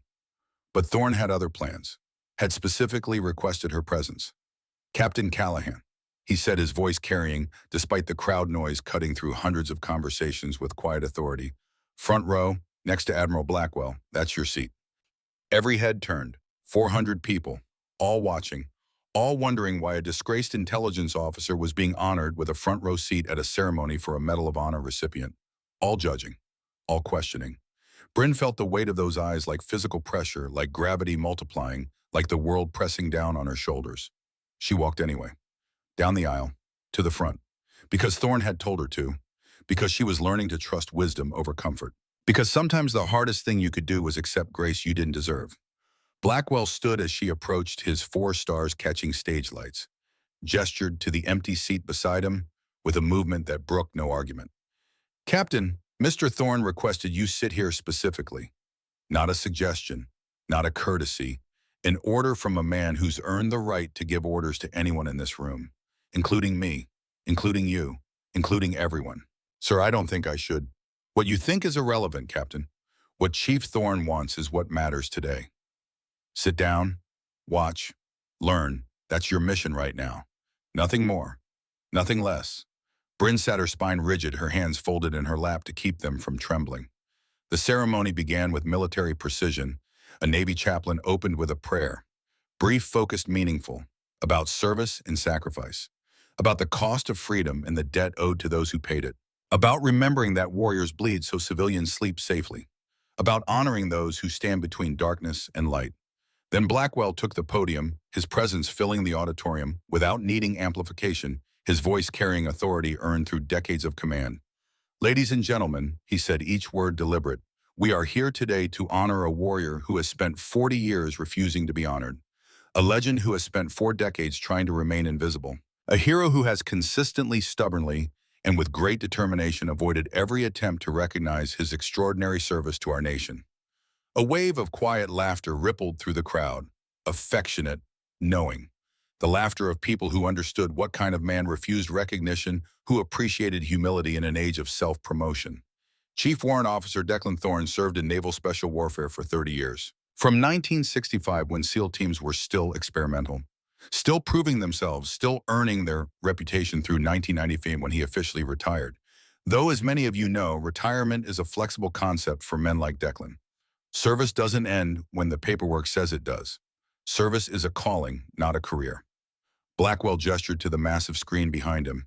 It flickered to life with a photograph, black and white, grainy with age. A young man in his early 20s, lean and hard and intense, standing with a SEAL team in some jungle clearing. Vietnam-era gear. M16 rifle that looked brand new. Eyes that already held that 1,000-yard stare, that look that came from seeing things most people couldn't imagine. This is Declan Thorne in 1967, age 24, already a combat veteran, already a qualified SEAL, already earning a reputation for the qualities that would define his career. Competence, courage, commitment to bringing brothers home. The screen changed. Color photo now. Desert camouflage. Older Thorne, maybe late 40s, his face more weathered, his eyes harder. Kuwait or Saudi Arabia, based on the endless sand stretching behind him, the flat horizon that defined desert warfare. This is Declan in 1991, Desert Storm, the operation where he saved 23 Marines with 7 impossible shots in a pair of iron sights, where he demonstrated that fundamentals matter more than technology, where he proved that a well-trained operator with basic tools beats an untrained operator with advanced systems every time. Another photo, Somalia, Mogadishu's broken buildings in the background, Thorne in full combat gear, even older now, helping load wounded onto a Black Hawk helicopter. his face exhausted but determined, his body language screaming competence under pressure. This is 1993, 27 hours under fire. 4 men brought home alive when command had written them off. 27 hours that earned him the call sign Redeemer. 27 hours that defined what "never leave a man behind" really means. The photos continued. Iraq, Afghanistan, training facilities. BUD/S candidates learning from a master. Each image showing Thorne aging, graying, accumulating wear and damage, like armor but never softening, never retiring, never stopping. Today, Blackwell said, his voice heavy with emotion barely restrained, we are presenting Chief Thorne with medals that were classified 4 decades. Awards given in secret because the missions were too sensitive to acknowledge. Because the truths we asked him to carry were too heavy to share with a public that couldn't understand. Because some operations remain classified long after the warriors who executed them have grown old. He nodded to 2 aides who stepped forward with synchronized precision, carrying velvet cases that represented decades of valor, sacrifice, and blood. 3 Navy crosses, awarded for extraordinary heroism in combat, for actions above and beyond the call of duty, for valor that inspired those around him and saved American lives, for demonstrating that courage isn't absence of fear but action despite it. The aides opened the cases with reverent care, 3 identical medals. Bronze crosses suspended from blue ribbons with white and red stripes. Simple, beautiful, heavy with meaning. The first was earned in Desert Storm 1991 for actions that saved 23 Marines. The second in Somalia 1993 for 27 hours of sustained combat that extracted 4 survivors. The third in Iraq 2004 for recovering fallen personnel when doing so was deemed impossible. Blackwell paused, letting the weight of those words settle over the auditorium. Each mission is still partially classified. Each citation is still redacted. You can read the public versions on the Navy website, but they're mostly black bars covering details we still can't share. But the men whose lives he saved, dozens of them, are in this room right now. They know what he did.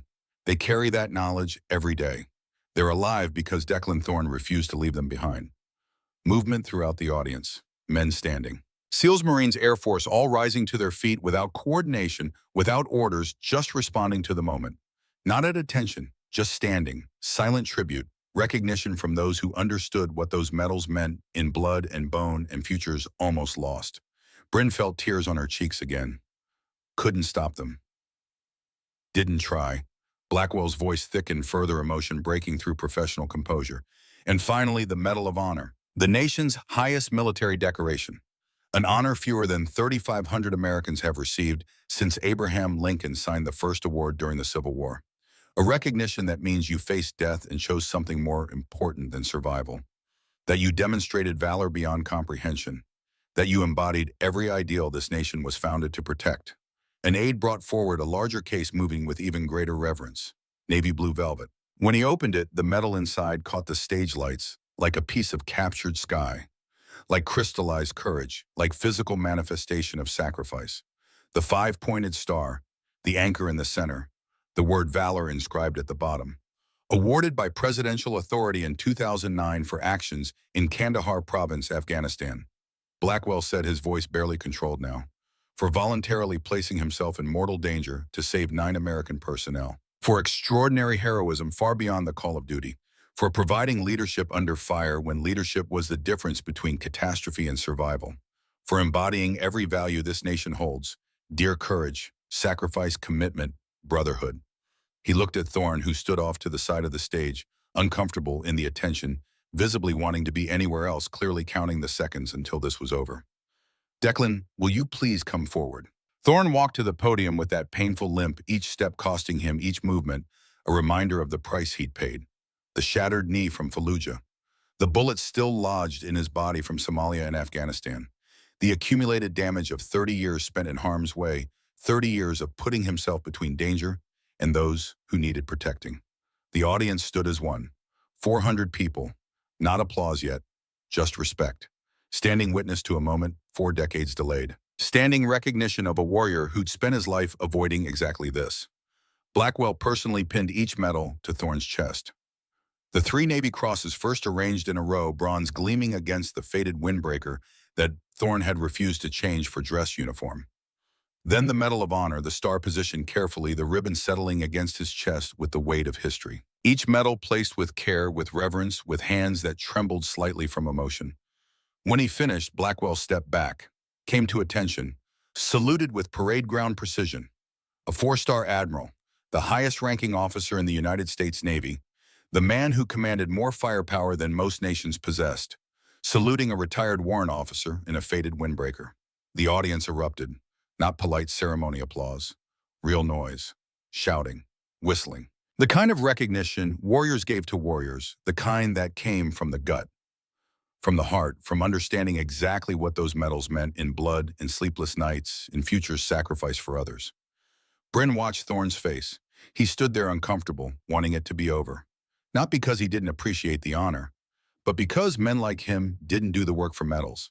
They did it because brothers needed bringing home, because promises mattered, because some things were more important than survival or recognition or anything else. The applause continued. 2 minutes, 3, 5. The auditorium shaking with the force of it. Finally, Blackwell raised his hands for quiet. The noise subsided gradually, reluctantly, like waves receding from a beach.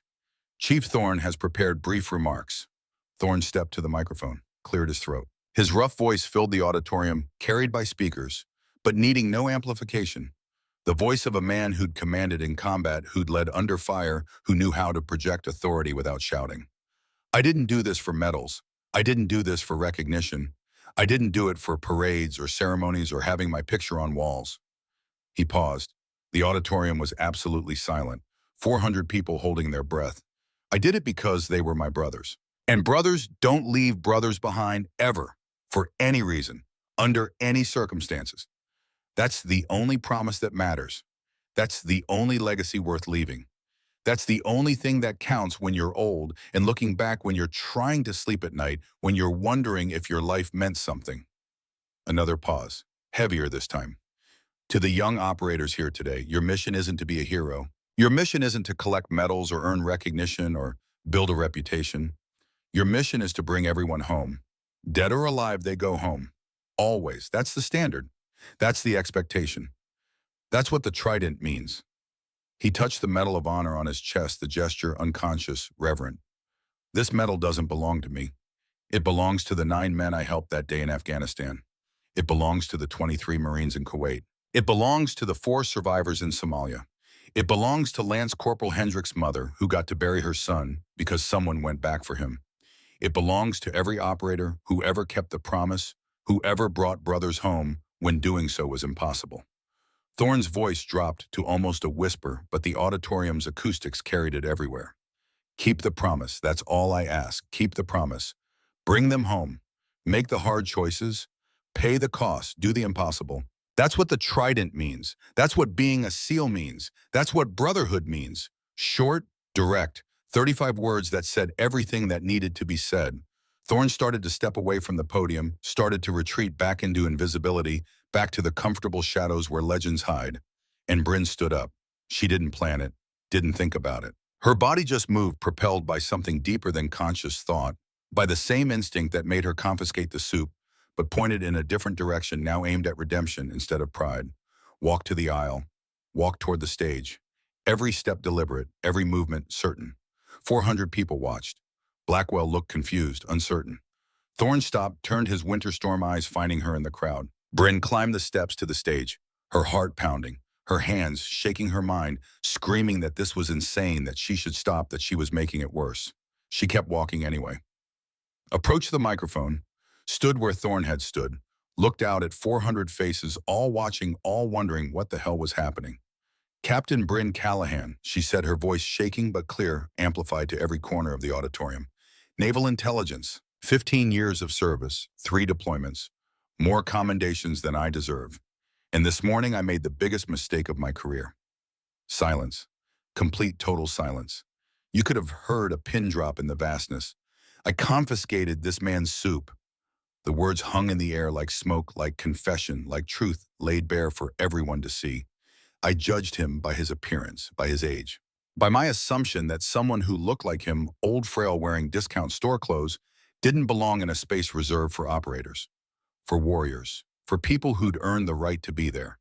Bryn's voice steadied as she found her rhythm, found her courage, found the strength to be vulnerable in front of hundreds. I was arrogant. I was wrong. And I humiliated him in front of his brothers, in front of the men he'd bled with, in front of people who understood his worth in ways I couldn't comprehend. She looked out at the crowd, at all those watching faces, and continued, "But he didn't want me punished. He didn't want me humiliated in return. He didn't want revenge or discipline or any of the things military justice would have supported. He wanted to teach me." And in 20 minutes of conversation in a dining facility, Chief Thorne taught me more about leadership than 15 years of service ever did. Her voice grew stronger, more certain. He taught me that technology serves the warrior, not the other way around. That fundamentals matter more than fancy equipment. That patience is a weapon. That leadership has real costs measured in bone and blood and futures you sacrifice. That teaching matters more than personal glory. That true leadership means being where your people need you, even when it costs everything you are. Bryn turned to face Thorne, directly met those winter storm eyes that had seen too much and never looked away. And he taught me that strength isn't never being wrong. It's what you do after you're wrong. Whether you learn, whether you grow, whether you become better or just more defensive. Whether you let mistakes destroy you or teach you. She looked back at the audience, at 400 people who'd gone from confused to engaged, from questioning to understanding. I thought authority meant never showing weakness, never admitting mistakes, never being vulnerable. I thought leadership was about being the smartest person in the room, about having all the answers, about never needing help, about proving I belong through competence and confidence and never ever admitting uncertainty. Her voice cracked, but she pushed through. I was wrong about all of it, completely catastrophically wrong. The admission hung in the air like lightning, like thunder, like truth that couldn't be unsaid. I have imposter syndrome. I doubt myself constantly. I overcompensate by being rigid and defensive and dismissive of people who threaten my carefully constructed competence. I push away help because asking for it feels like failure. I avoid vulnerability because showing weakness feels like surrender. Bryn felt tears on her cheeks, now hot and shameful and liberating all at once. And this morning when I needed it most, Chief Thorne showed me that vulnerability isn't weakness. That admitting you don't know everything isn't failure. That learning from people with more experience isn't surrendering authority, it's building it. It's earning it. It's demonstrating the humility that makes real leadership possible. She looked at Thorne again, her vision blurred with tears. "Sir, I'm sorry, not just for the soup, but for every assumption I made. Every veteran I dismissed as outdated. Every older officer I wrote off as obsolete. Every time I chose ego over wisdom. Every time I prioritized being right over being effective. Every time I let pride make me small instead of letting humility make me better." Bryn's voice dropped to almost a whisper, carried by microphones to every corner. "Thank you for teaching me. Thank you for patience I didn't deserve. Thank you for seeing potential in someone who had just treated you with disrespect. Thank you for being the leader I aspire to become. Thank you for showing me what service really means." She stepped back from the microphone, her part said, her confession complete. The auditorium erupted again. But different this time.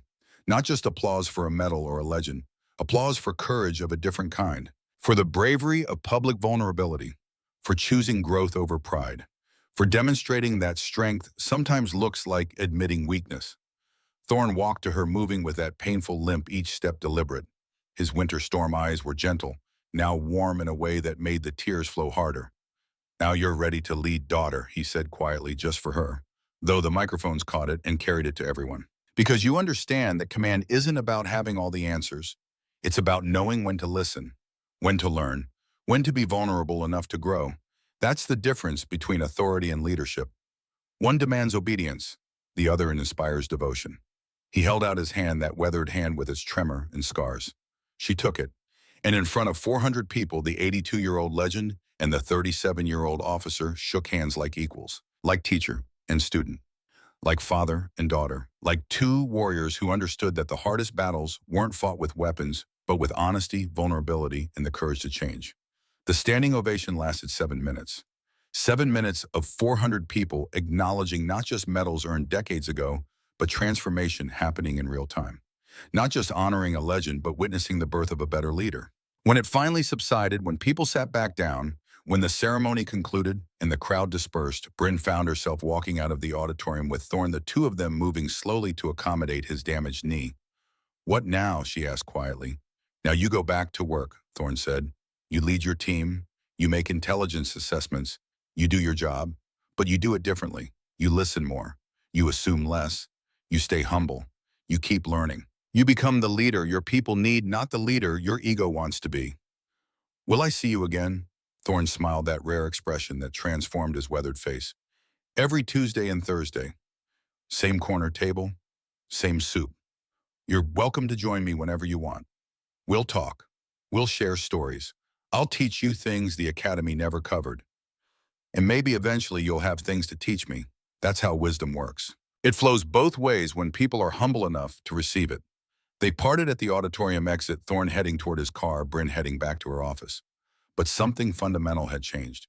In her, in how she saw the world, in how she understood leadership and service, and what it meant to wear the uniform. She was different now. Better. Still flawed, still learning, still making mistakes. But humble enough to admit it, strong enough to grow. Wise enough to know that education never ended, that every person carried knowledge worth receiving, that age and appearance revealed nothing about substance, that legends didn't always wear their medals. Sometimes they wore windbreakers and ate soup and changed lives with 20 minutes of conversation. 6 months later, winter rain hammered San Diego with the kind of persistence that made you believe the drought was finally truly over. The bay churned gray and angry whitecaps forming where usually only gentle swells rolled. The Naval Special Warfare compound looked different in the rain, softer, somehow more human. Less like a monument to warrior culture, and more like a place where real people did hard work. Commander Bryn Callahan, promoted 2 weeks ago, the new rank still feeling foreign on her shoulders, walked into the SEAL dining facility, carrying 2 bowls of soup, steam rising from both the scent of chicken and herbs and comfort filling the space around her. The place was quieter today, afternoon shift between training cycles, maybe 20 people scattered at tables eating quickly before heading back to ranges and briefings and the endless grind that kept operators sharp. At the corner table near the windows where rain streaked the glass in patterns that looked almost artistic, sat an old man in a faded windbreaker. Bryn smiled, her first genuine smile in a day filled with meetings and decisions and the weight of new responsibilities. She set down both bowls, sat across from him without asking permission, without seeking invitation, comfortable now in a way she'd never been before. "Chicken noodle today," she said. "Your favorite." Thorne looked at the soup at her, his hands reaching for the bowl with their characteristic tremor. "You brought extra," he said, "planning to stay if you have time. For you, daughter, always." 6 months, half a year, 182 days since the ceremony, since her public confession, since the moment everything changed. And everything had changed.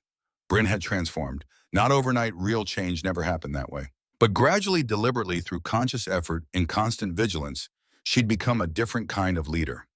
She still relied on intelligence, analysis, on data, on careful planning.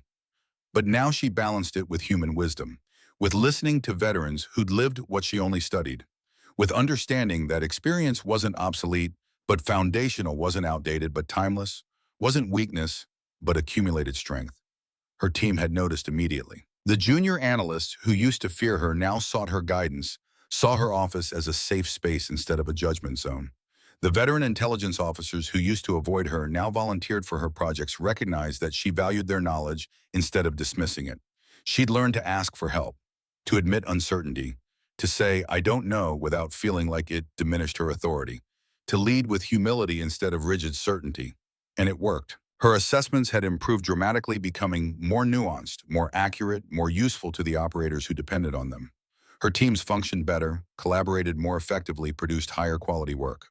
Her reputation had shifted from brilliant but brittle to brilliant and collaborative, from competent but isolated to competent and connected. The promotion to commander had come early, accompanied by a new assignment running the intelligence fusion cell for all West Coast SEAL operations, a position usually reserved for officers with 20-plus years of experience.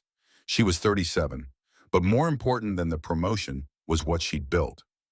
"How's the program?" Thorne asked, reading her mind the way he always did, understanding what mattered without needing explanation. 112 officers enrolled now," Bryn said, pride evident in her voice. 37 veterans serving as mentors. "We're expanding to the East Coast next quarter. They're calling it the Redeemer Leadership Program officially now. It's in Navy regulations. Part of professional development for all intelligence officers." Thorne almost smiled, his weathered face showing something like satisfaction mixed with embarrassment. "You didn't have to name it after me." "I absolutely did. It's your philosophy, your lessons, your legacy. Teaching through experience, Compound knowledge, never leaving people behind, even when what they need is wisdom instead of rescue, even when the battlefield is a briefing room instead of a war zone. The program matched junior officers with retired special operations veterans. Not for combat training, they had other programs for that. For leadership mentoring. For learning the lessons that couldn't be taught in classrooms or found in manuals. For understanding that wisdom accumulated over decades had value that exceeded any technological advantage. Thorne was the lead instructor. Twice a month he came to the compound, shared stories, answered questions, taught young officers what 40 years of service actually meant, what sacrifice looked like when it accumulated over a career, what leadership demanded when lives depended on your decisions. The impact had been extraordinary. Officers who completed the program showed measurably better leadership scores, higher team satisfaction ratings, more effective decision-making under pressure. The data was clear. The results were undeniable. Teaching worked. Legacy mattered. Wisdom transferred. They ate soup in comfortable silence for a while, rain drumming on the roof in rhythms that felt almost musical, steam rising from bowls. Two people who'd started as adversaries and become something deeper than friends. Teacher and student, father and daughter. Two warriors separated by decades but connected by shared understanding of what service meant, what leadership demanded, what brotherhood required. Finally, Thorne spoke, his voice quiet, his rough tones softened by emotion. "You remind me of her." Bryn looked up from her soup.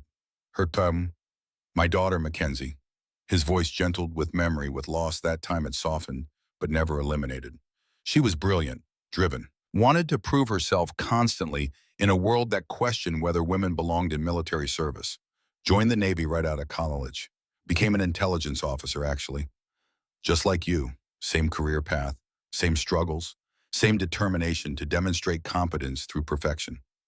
Bryn set down her spoon, carefully gave him her full attention. Thorne had never mentioned a daughter in 6 months of Tuesday and Thursday lunches, 6 months of stories and lessons and shared meals. "She struggled with the same things you did," Thorne continued, his hands trembling more now. Emotion breaking through the careful control he usually maintained. Imposter syndrome, overcompensating for perceived weakness, being so afraid of failure she couldn't accept help, building walls instead of bridges, choosing isolation over vulnerability because vulnerability felt like surrender. Past tense, struggled, did, was. The words carried weight that pressed down like gravity. "What happened?" Bryn asked gently, already knowing the answer would hurt, already bracing for pain she couldn't prevent. "Cancer, pancreatic, aggressive, diagnosed at age 34, dead at 35. Thorne's hands shook harder, soup sloshing slightly in his bowl. 15 years ago this month, actually. February, cold and raining, just like today. Like the world knew to mourn. He set down his spoon, couldn't hold it steady anymore. She never let anyone help her through it. Didn't want to seem weak. Didn't want to burden anyone. Didn't want her colleagues to see her as less capable because she was sick. Refused to take medical leave. Worked until 3 weeks before she died. Refused visitors in the hospital. Refused support from friends and family." His voice cracked, decades of grief breaking through. Died alone in a hospital room at 3 in the morning because she was too proud to ask her old man to visit. Too independent to admit she needed someone. Too strong to be vulnerable. I got the call from a nurse I'd never met telling me my daughter was gone, telling me she'd been alone, telling me she'd asked for no one. Bryn felt tears burning, felt her throat closing, felt the weight of that loss, even though it wasn't hers to carry. "I'm so sorry." "Don't be sorry." Thorne's voice was firm despite the emotion carrying command even in grief. "Be better. Be the version of her I wish she could have been. Strong enough to be vulnerable. Brave enough to ask for help. Wise enough to learn from people who love you instead of pushing them away, because accepting love feels like admitting weakness." He reached across the table, took her hand with both of his. The trembling stopped, by contact, by connection, by the human touch that reminded both of them they weren't alone. "That's why I came to the ceremony 6 months ago. Not for the medals, I've refused those for 40 years and would have kept refusing if I could. Not for recognition, not for applause or standing ovations, or having my picture on walls." His winter storm eyes held hers and she saw tears there, saw pain that 40 years of warrior discipline couldn't fully hide. "For you, for her, for every young officer who needs to learn what took me a lifetime to understand. What Mackenzie never learned. What cost her everything because pride made her small instead of letting humility make her great." Thorne's voice dropped to a whisper, each word weighted with the accumulated sorrow of 15 years. That strength isn't measured in how much you can carry alone. It's measured in how well you bring people with you. That leadership isn't about being perfect. It's about being human. That vulnerability is strength, not weakness. That asking for help is courage, not cowardice. That the greatest legacy isn't what you accomplish alone, it's who you help become better. He squeezed her hand, his grip surprisingly strong despite the tremor. You're the daughter I couldn't save. You're the second chance I didn't deserve. You're proof that teaching matters, that one conversation can change a life, that humility is the beginning of wisdom, that transformation is possible when people are brave enough to admit they need to change. Tears streamed down Bryn's face now, unchecked, unashamed. I won't waste it, she whispered, her voice breaking. I promise, I'll be better. I'll stay humble. I'll keep learning. I'll help others the way you helped me. I'll pass it forward. I'll honor her memory by being what she couldn't be. Good. Thorne's voice steadied, his command presence returning. Because the Navy needs leaders like you.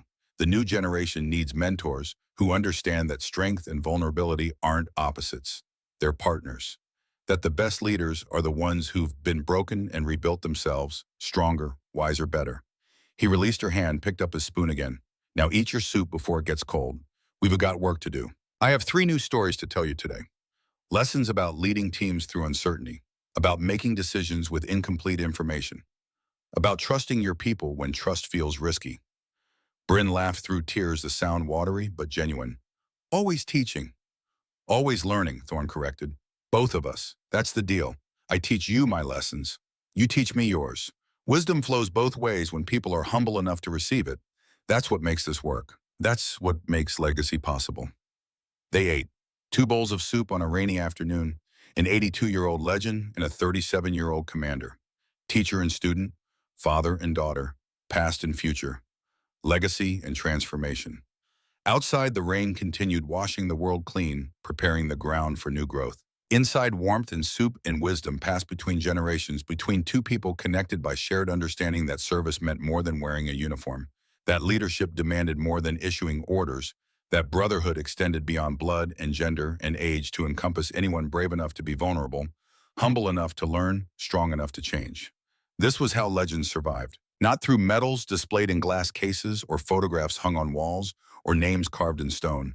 Through teaching, through passing wisdom forward, through finding the next generation and making them better than you were, through accepting that your greatest achievement wasn't what you did, but who you helped become capable of doing things you never could. Through redemption that flowed both ways, Thorne saving Bryn from arrogance, Bryn giving Thorne a second chance with the daughter he'd lost. Both of them teaching each other that growth never stopped, that education never ended, that every day offered opportunities to become better.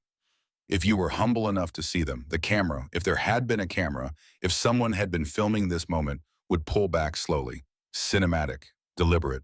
2 people at a corner table, rain on windows, steam rising from bowls like incense in a temple, an old man in a faded windbreaker with medals in a box at home, a young woman in uniform with new rank on her shoulders and old wisdom in her heart. 2 warriors, 2 generations, 2 souls connected by the understanding that the hardest battles weren't fought with weapons, but with honesty and vulnerability and the courage to admit you didn't have all the answers.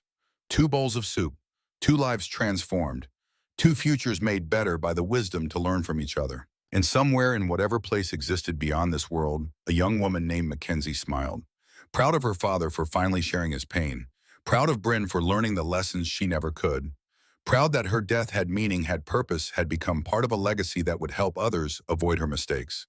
Redemption, legacy, transformation, love, all present in 2 bowls of soup, shared on a rainy Tuesday afternoon. All contained in the simple act of an old warrior teaching a young leader that strength looked like vulnerability, that leadership looked like humility, that the greatest power was the courage to change.